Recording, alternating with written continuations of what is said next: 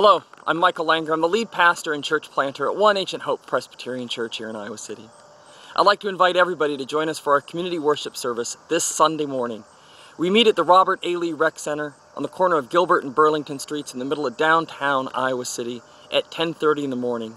And we'd love to have you join us. We've got a great community interested in getting to know you, and we've got really good coffee too. We hope to see you there. This Sunday, we're going to be concluding a sermon series that we began earlier this summer on the Beatitudes.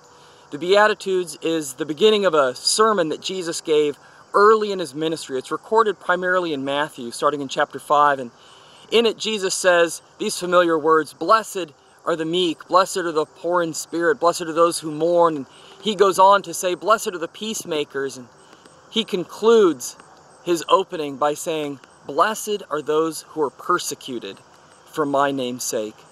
Now that's not exactly the kind of thing you might say if you were interested in getting a bunch of meek and those who mourn and those who are poor in spirit to join you, because what you've just invited them into is persecution. But that's exactly what he was doing. Jesus was inviting his followers, those who would follow him, into a life that would ultimately lead to persecution. Who likes suffering? Nobody really does, but that's what he was inviting them to. And Christians, quite frankly, we have a couple responses to that. We either try to avoid it completely, or we respond with violence, with retaliation, with trying to defend ourselves, either in words or actions. And neither of those were the responses that Jesus was calling for. What he was calling for was that we might rejoice.